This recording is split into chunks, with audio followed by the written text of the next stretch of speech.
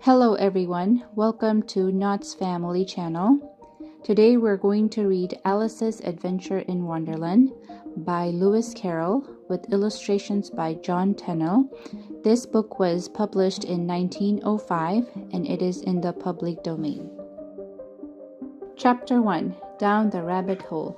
Alice was beginning to get very tired of sitting by her sister on the bank and of having nothing to do.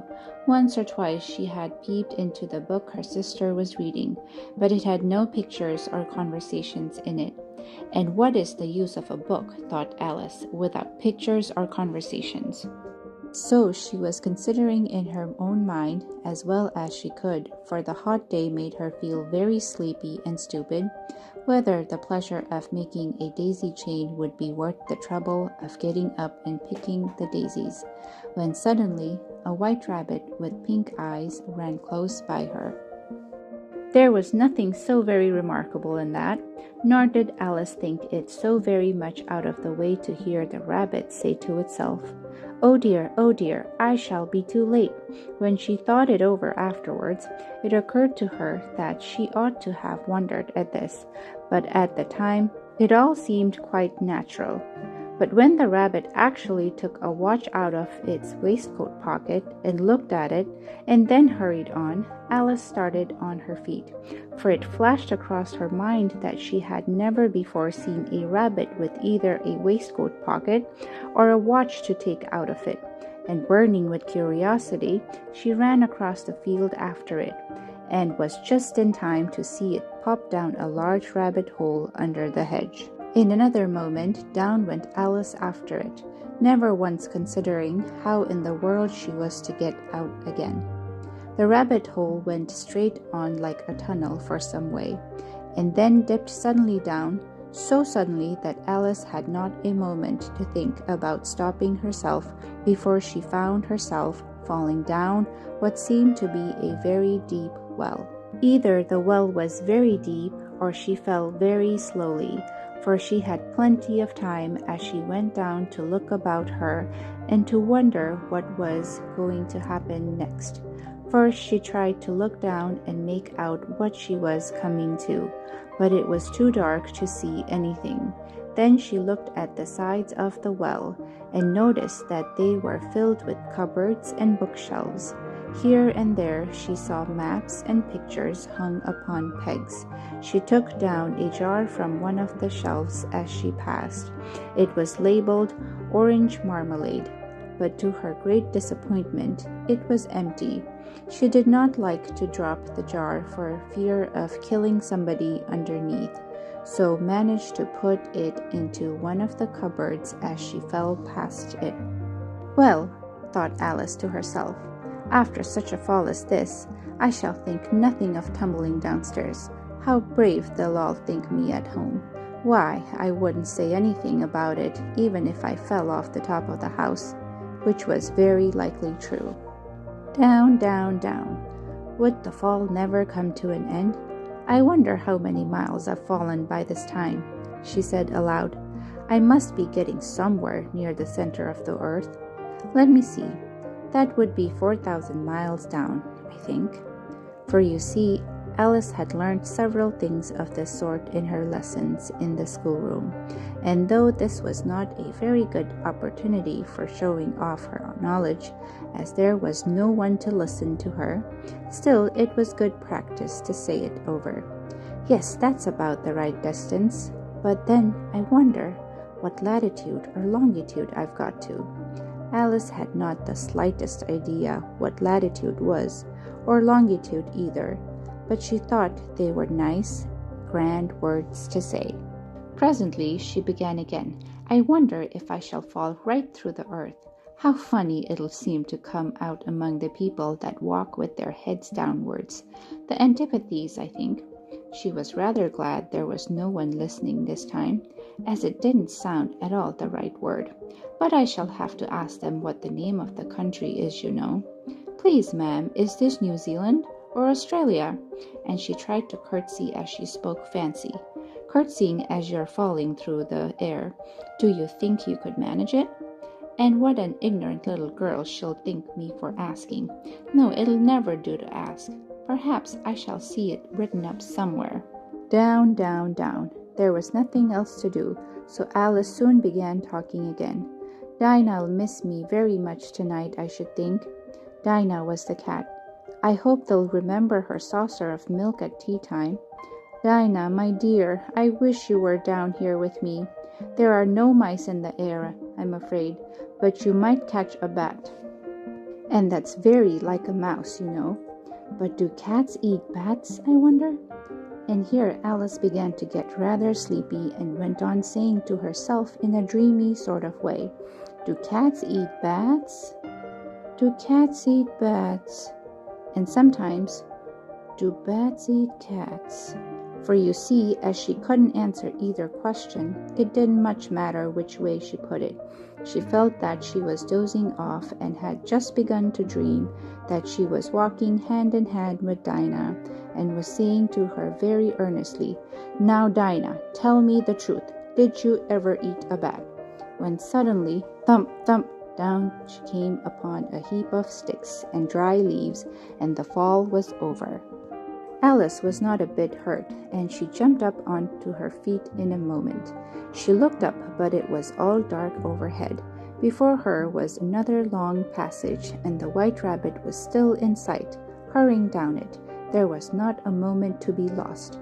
Away went Alice like the wind, and was just in time to hear it say, as it turned a corner, Oh, my ears and whiskers, how late it's getting. She was close behind it when she turned the corner, but the rabbit was no longer to be seen, and she found herself in a long, low hall which was lit up by a row of lamps hanging from the roof. There were doors all round the hall, but they were all locked, and when Alice had been all the way down one side and up the other, trying every door, she walked sadly down the middle, wondering how she was ever to get out again. Suddenly she came upon a little three-legged table, all made of solid glass. There was nothing on it but a tiny golden key, and Alice's first idea was that this might belong to one of the doors of the hall. But alas, either the locks were too large or the key was too small, but at any rate it would not open any of them. However, on the second time round, she came upon a low curtain she had not noticed before, and behind it was a little door about 15 inches high. She tried the little golden key in the lock, and to her great delight, it fitted. Alice opened the door and found that it led into a small passage, not much larger than a rat hole.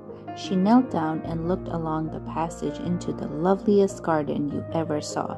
How she longed to get out of that dark hall and wander about among those beds of bright flowers and those cool fountains, but she could not even get her head through the doorway, and even if my head would go through, thought poor Alice, it would be of very little use without my shoulders. Oh, how I wish I could shut up like a telescope. I think I could, if I only knew how to begin. For you see, so many out-of-the-way things had happened lately that Alice had begun to think that very few things indeed were really impossible. There seemed to be no use in waiting by the little door, so she went back to the table, half hoping she might find another key on it, or at any rate a book of rules for shutting people up like telescopes. This time she found a little bottle on it, which certainly was not here before, said Alice, and tied round the neck of the bottle was a paper labelled with the words, Drink Me, beautifully printed on it in large letters. It was all very well to say, Drink me, but the wise little Alice was not going to do that in a hurry. No, I'll look first, she said, and see whether it's marked poison or not, for she had read several nice little stories about children who had got burnt and eaten up by wild beasts and other unpleasant things, all because they would not remember the simple rules their friends had taught them, such as that a red-hot poker will burn you if you hold it too long, and that if you cut your finger very deeply with a knife, it usually bleeds, and she had never forgotten that if you drink much from a bottle marked poison, it is almost certain to disagree with you sooner or later. However, this bottle was not marked poison, so Alice ventured to taste it, and finding it very nice, it had in fact a sort of mixed flavors of cherry tart, custard, pineapple, roasted turkey, toffee, and hot buttered toast. She very soon finished it off. "What a curious feeling," said Alice. "I must be shutting up like a telescope." And so it was indeed. She was now only 10 inches high, and her face brightened up at the thought that she was now the right size for going through the little door into that lovely garden. First, however, she waited for a few minutes to see if she was going to shrink any further. She felt a little nervous about this, for it might end, you know, said Alice to herself, in my going out altogether like a candle. I wonder what I should be like then.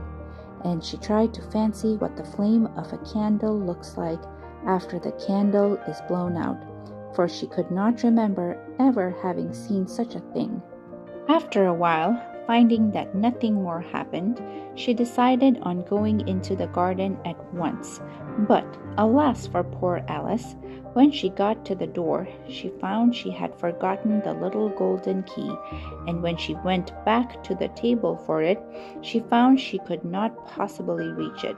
She could see it quite plainly through the glass, and she tried her best to climb up one of the legs of the table, but it was too slippery, and when she had tired herself out with trying, the poor little thing sat down and cried. "Come, there's no use in crying like that," said Alice to herself rather sharply. "I advise you to leave off this minute." She generally gave herself very good advice, though she very seldom followed it, and sometimes she scolded herself so severely as to bring tears into her eyes, and once she remembered trying to box her own ears for having cheated herself in a game of croquet she was playing against herself. For this curious child was very fond of pretending to be two people. But it's no use now, thought poor Alice, to pretend to be two people. Why, there's hardly enough of me left to make one respectable person. Soon her eye fell on a little glass box that was lying under the table. She opened it and found in it a very small cake, on which the word "Eat me" were beautifully marked in currants. "Well, I'll eat it," said Alice, "and if it makes me grow larger, I can reach the key, and if it makes me grow smaller, I can creep under the door. So either way, I'll get into the garden, and I don't care what happens." She ate a little bit and said anxiously to herself, which way, holding her hand on the top of her head to feel which way it was growing, and she was quite surprised to find that she remained the same size. To be sure, this is what generally happens when one eats cake, but Alice had got so much into the way of expecting nothing but out-of-the-way things to happen that it seemed quite dull and stupid for life to go on in the common way. So she set to work, and very soon finished off the cake. This is the end of Chapter 1. Thank you for listening. Stay tuned for Chapter 2, The Pool of Tears.